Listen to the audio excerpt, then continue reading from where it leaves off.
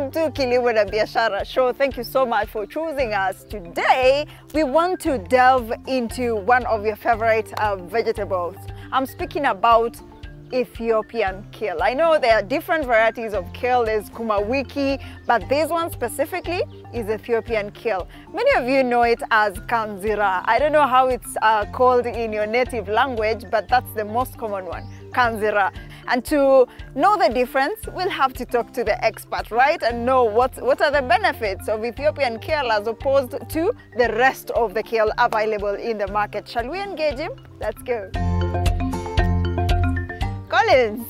Hi, hello. Linda. Karibu sana Mutindi Farm. How are you? Asante sana kwa kukuja kwanza.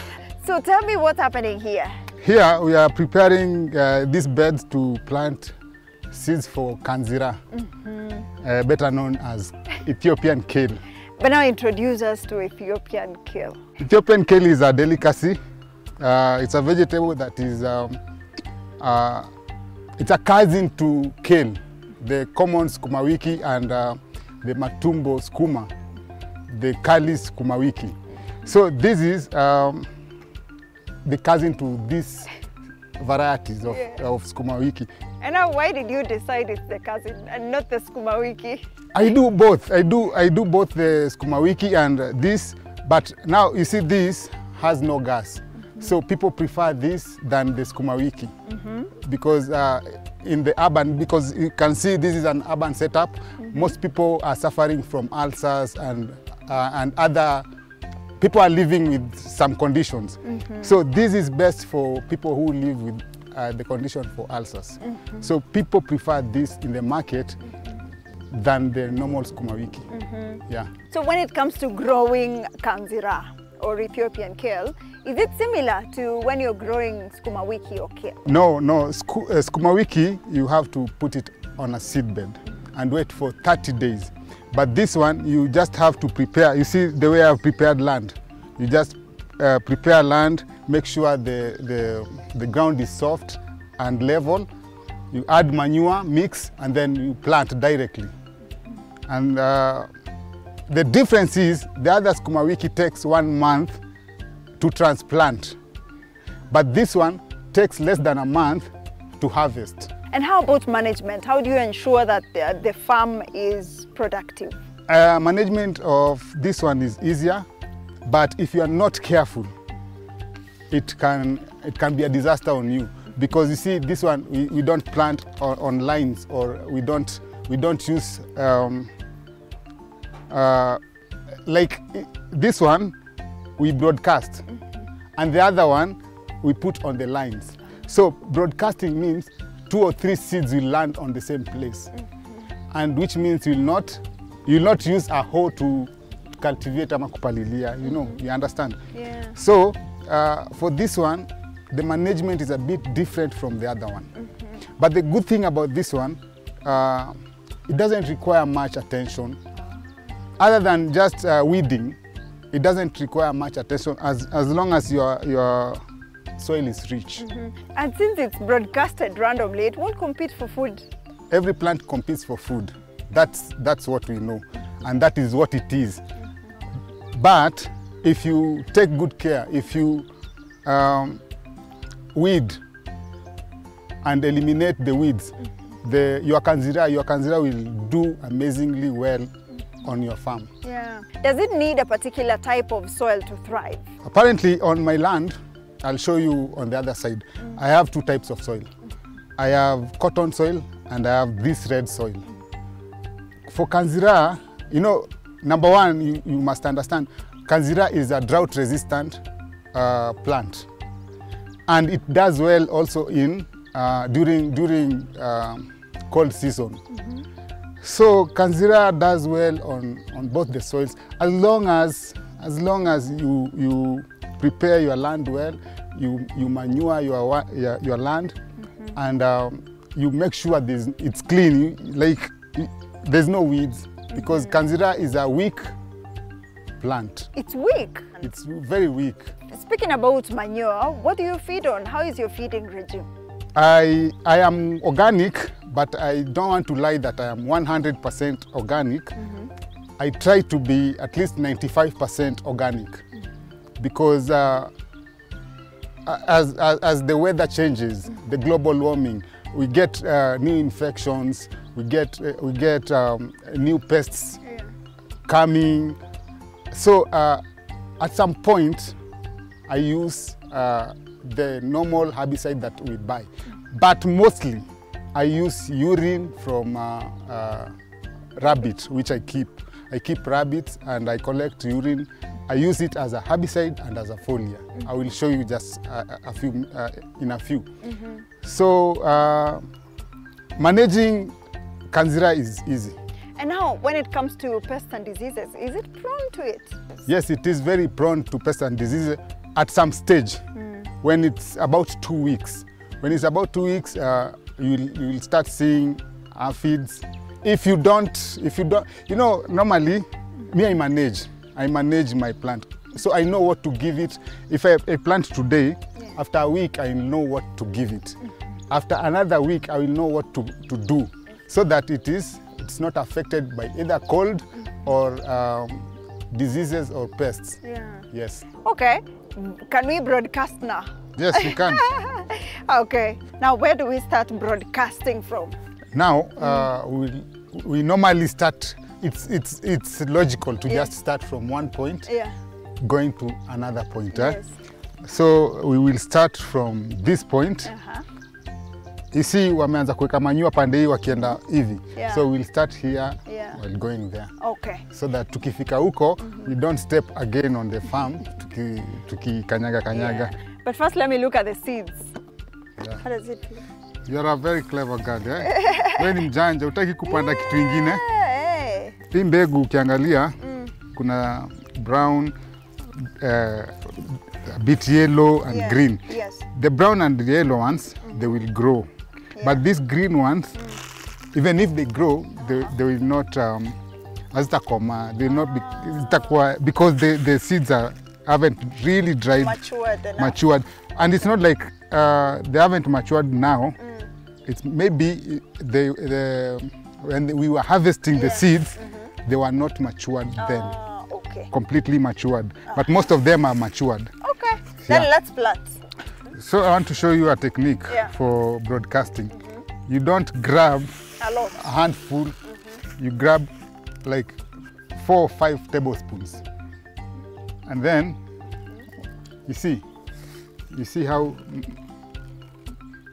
yes, that's a lot. You see this, I want them to come from, let me put this down. When you're broadcasting, the seeds will be coming from here. Not everywhere. You see how my hii yangu imejifunga. So you see. So this one acts like a sprinkler. This, you see, Okay, let's do this. Let's do this. And now we'll have to come So we up. start from here. Okay. From here, come up, so that we can tuweke kila pahali hivi. And while you are broadcasting, unasimama kwanza mahali pamoja, and then you make sure around you. Something really? Yes, you are.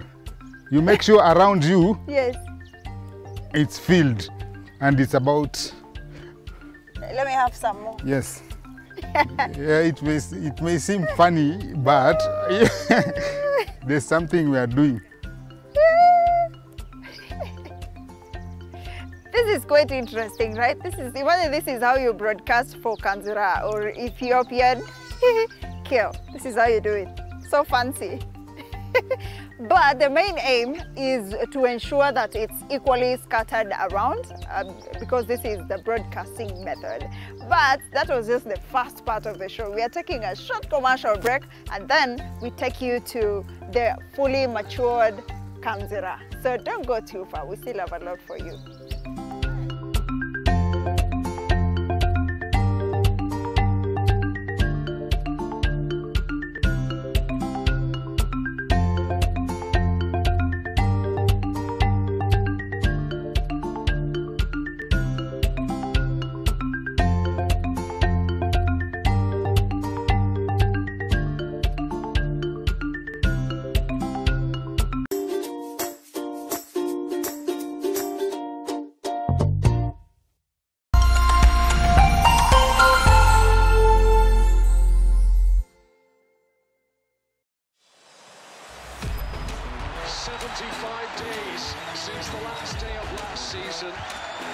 ready to do it all again. Phil Foden is having the season of his life. Brilliant! Just brilliant! That is quite something! Dial *423# gets DSTV Compact for 3,700 Kenya shillings and connect to all the football you want on DSTV.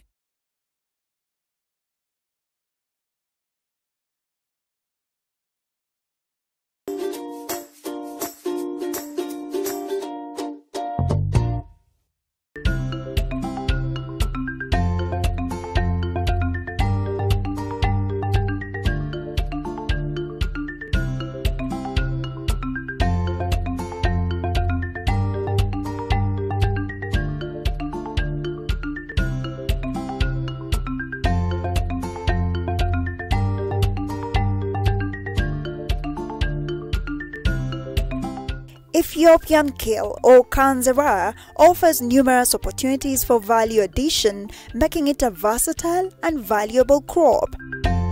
One of the simplest ways to add value to Kanzira is by turning it into dried vegetable chips.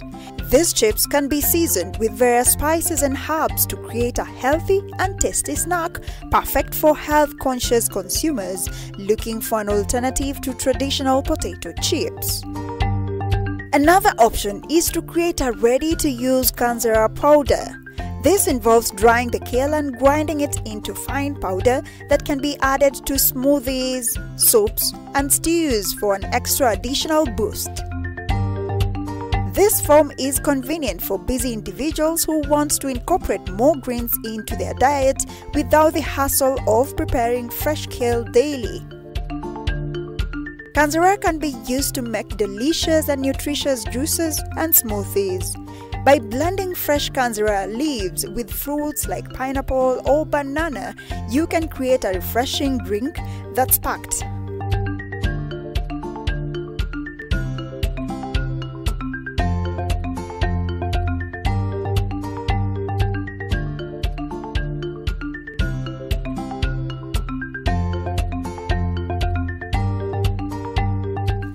Welcome back to Kilimo na Biashara Show. Thank you so much for staying with us and choosing us today. And if you're just joining us right now, then it's not too late. Today we're focusing on Ethiopian kale, famously known as Kanzira locally here in the country. I don't know how you call it in your native language, but for today, let's call it Kanzira. And well, let me just ask Collins, what does it take to get here? What did it take? As I had mentioned earlier, it needs land preparation, and then when you prepare land, you broadcast, as I showed you, and then you take time. And scouting, you need to scout your farm thoroughly, every time, every hour if it's possible, but me I do it twice. But when you say scouting, what do you look out for? Because I know it's different for different crops. You know, when you're scouting your farm, you don't look for a specific thing. You look for anything that will hinder the growth or that will damage your crop. So when I'm scouting, I look for fungal infections. I look for anything that is infesting on my crops, and I also look on where weed has infested much, so that weeding can start be removed on one or wherever it has been affected. Yeah, so scouting and hard work and preparation. Let me just say preparation. That's the term I can use. So this crop is how many weeks old? Now this is 2 weeks old. It's about to be harvested. If I give it another week, it will be ready for harvest. So what are the indications that this crop is ready for harvest? Identifying, you'll see the broad leaves. You can see broad leaves. For now, it's ready to harvest, but it's not really harvesting. I call it thinning. Thinning, you know, people thin, but this you thin and eat. It's like harvesting. But what is thinning? Thinning is like reducing removing the ones that are big or the ones that are weak. For this, we will remove the ones that are broad leaves so that they can give the small leaves space to broadcast. When you thin, more light come in, and so the leaves consume more light, and it helps for the crop to broaden their leaves. Yeah. You speak so fondly about this crop, but what are the challenges you've experienced so far in your journey into this? There are challenges, of course, in Kanzira farming. Number one is the cold season, because seeds really don't sprout in the cold. Or if they sprout, the percentage of the sprout is very little. So that is the biggest challenge I can have, because I don't think, I hear people say that you can transfer Kanzira, but this plant is very, very weak. If you pluck this plant, it will not even take 6 hours before it freezes. Yeah, it becomes very weak. So I don't really recommend transplanting. So when it's cold, I don't just put it. Naeka kitu ingine, nasema acha kwanza, for now let me just not put Kanzira. So that's the biggest challenge, the cold season. Let's talk about the capital investment, and so far, how are the returns? Let me say something for sure, that's for sure. Every horticulture, every vegetable has its benefits. But I prefer Kanzira and sometimes Kunde. I alternate sometimes Kunde and Kanzira because it takes short time. It feeds, it's a high feeder of course because we use manure, but it takes very short time. And it doesn't really need much of insecticide or pesticides for you to have good quality manure. And another thing is the customer rate. The customer rate is higher than the supply. So yeah, this thing is lucrative and it has no bargaining power. So mimi nikikwambia ni 50 ni 50. Ukitaka wewe achana nayo. How much do you sell this crop? How much does Kanzira go for? Another thing is I really don't have a fixed price for my crops. But approximately I will say a kg goes for between 25 to 35 shillings, approximately. Yeah, but it doesn't go lower than 25 shillings, even if it's a high season. Yeah. So where is your market? Who's your target market? I really don't struggle with the market because if the crop looks good, people will just refer. Even the people walking around and friends who visit the farm, they just refer people, and I don't have like a struggle to market it. So people just walk in and ask, and they refer people. So I target everyone that eats mboga. So that's my target market. With your understanding of Kanzira, did you study agriculture, or how is your journey into agriculture? Yes, I studied agriculture in primary and high school. And the college that I went to, I went to Egerton University. And everyone knows Egerton University is school for agriculture. Although I didn't do agriculture, but I have knowledge about agriculture. And one thing, when you are passionate about something and you start doing it and doing research on it, because nowadays you just the research is just at the click of a button, yeah? And you forgot to mention that you are a DJ as well. Yes, I am a DJ by profession, but I didn't even start with the DJ. I started off as a solo performer in primary school in class 4. And then I transitioned from that and became a DJ at the college. And then I became a producer, which I still do. I'm a producer. I'm the only producer who makes music for the deaf. And then now the interest is still growing. I'm becoming a farmer. Oh, you know, once a farmer, always a farmer. Always a farmer. This is not going to stop because my dad has already given me land, as you guys can see. And hii ni interest ingine poa. That is so na hii kitu ni poa, iko na do. And what could be your message to the youth, because you're youthful as well and you're doing an amazing job? For the youth, I would like to encourage you to venture into farming. Farming, you can never go wrong with farming. Food, food. By the way, you know, everyone depends on food. When you're hospital, you need food. When you're singing, you need food. When you're working, everywhere, I mean, everywhere you just need food. So you never go wrong with food. But one thing, you must be there, because this crop, the crop needs attention like a baby. You see, once you put your seed on the ground, you need to scout your farm. You need to make sure you have followed the right procedures. Yeah. Because some people just come at the farm and plant and expect magic. No, it doesn't happen like magic. This thing is work. This thing is paying more than anything that I'm doing in my whatever I'm doing. So this thing, I would encourage you to venture into farming, and not really Kanzira farming, because it depends with their region.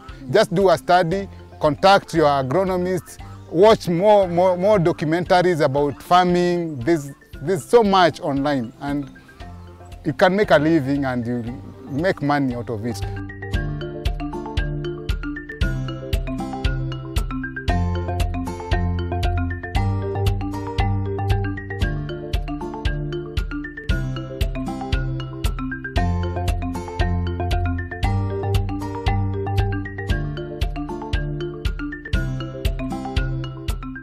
You're doing an amazing job. We truly appreciate your time.